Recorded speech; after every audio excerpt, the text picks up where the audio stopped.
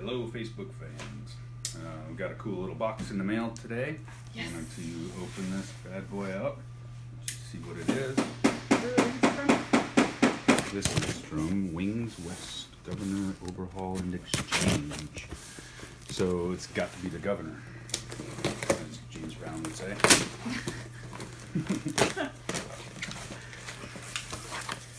And I'm sure some of you are wondering, what is the governor doing in a box, and what does the governor do? Well, it does not run a state. It manages a propeller. So this bad boy mounts on the front of the engine, and it's got flyweights and oil and all kinds of gizmos inside, kind of like a clock, and it adjusts oil pressure out into the propeller hub, which twists the blades of the propeller. And there is an arm on the back of it here that connects to a cable that runs into the cockpit that the pilot manages in order to adjust the pitch of the propeller, which flat pitch means you have high RPM and full horsepower, and an aggressive pitch means you grab more air and go faster. So on the ground, taking off, you can get it up to full red line RPM, i.e. full horsepower, rip off the ground, and then adjust it back in cruise and go fast. So the governor, is that because it's 180 horsepower? Why do we have a governor on this prop? It's because the propeller is a constant speed propeller instead of a fixed pitch propeller. The blades actually twist. You can manually adjust the pitch of the blades. A fixed pitch propeller doesn't require a governor or a governor control. The advantage of the constant speed propeller is that you can maximize your horsepower on takeoff, but if you have a flat pitch for takeoff and you keep it that way like a fixed pitch propeller, then you go slow through the air once you're in cruise. So the fixed pitch, you get to choose either a cruise prop or a climb prop. Climb prop gets you off the ground, cruise prop makes you go fast in the air but doesn't get you off the ground as fast. This gives you the best of both worlds, so you get to take off fast and cruise fast. So we put the Trailblazer prop on this plane. Yep, Hartzell is sponsoring the Trailblazer prop, which is a foam core carbon fiber overlaid nickel, and there's actually, it's an alloy, it's not just nickel. I forget what the other element is in there, but it's a really strong leading edge to help protect from abrasion and rock downs.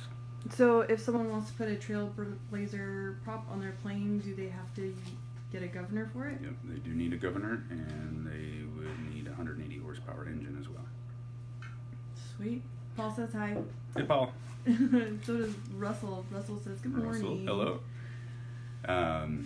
So while we're with you, I wanted to show you the progress on the fuselage. I showed you last week we started the fabric and it was kind of loose and it was all white, and I want to show you how fast this process happens, and this is including the weekend, so come on out. Mm-hmm.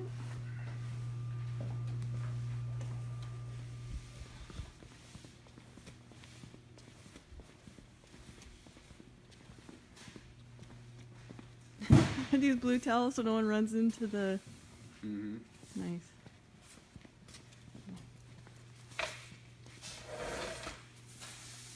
People everywhere. So the fabric last week had not been shrunk. Now it's been shrunk. So it's all drum tight.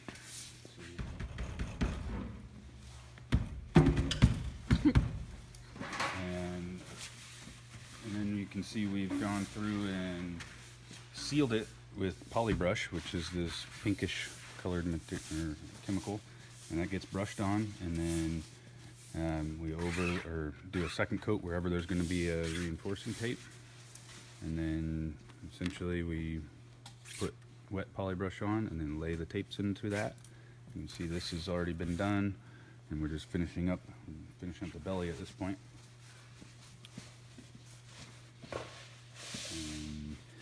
Once those tapes are all done, it'll get a final ironing to remove any flaws, and then it will get into the booth, and we'll get it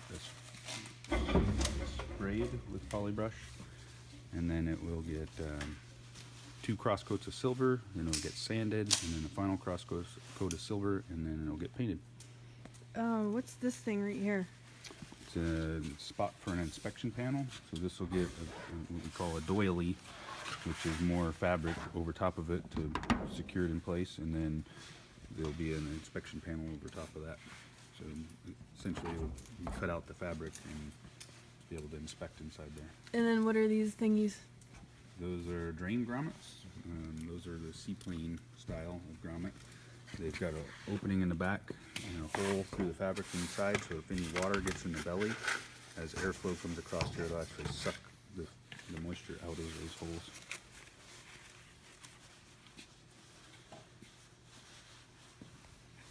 So yeah, we can do a walk around. But Someone forgot to put something there. that was actually intentional. This is going to have a metal panel that covers that. The whole thing, so you can take the whole metal panel off? Yep, it's just for access to be able to adjust cable rigging, the cables back up in there, and to inspect for.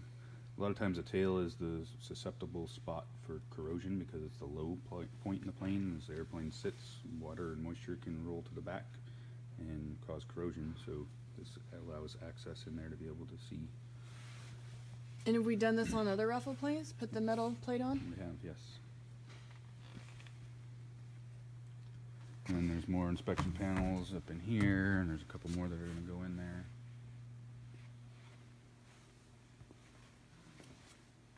So the inspection panels that are going in here, are those all going to be doilies too? Are they going to be metal or? Well, this is, you can see the doily already there. So you you glue down the, I think it's an acetate plastic type material that acts as a reinforcing ring, so that when your inspection panel goes over here, you can screw it into that. It gives it a base to support it. And then to hold that in place, you add what we call a doily over top of that. It's this fabric piece that gets poly brushed on, and then finishing iron to smooth out. Like this little spot here where you can see the fabric's not quite attached, that'll get ironed down, and the iron melts the poly brush, so it allows it to act as an adhesive. So do you crochet your own doilies? We do not crochet our own doilies. There's no crocheting involved at all in airplane building that I'm aware of. Well, you guys sew and iron, so, you use words like doilies. Figured maybe you did. Those things over there, those for the raffle plane? No, those are not for the raffle plane, but the raffle plane did go through that same process. There's tail feathers, elevators, horizontals, rudder. It's for another project. Getting ready to rib stitch? Yep. Yeah.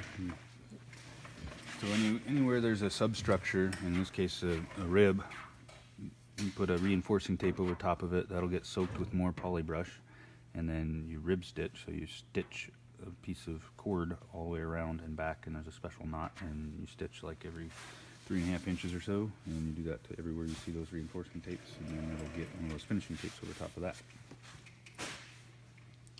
Sweet.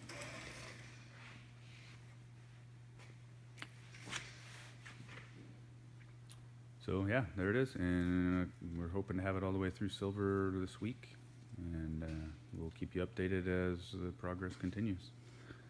And that's not supposed to happen. Don't lick polybrush, Andrew.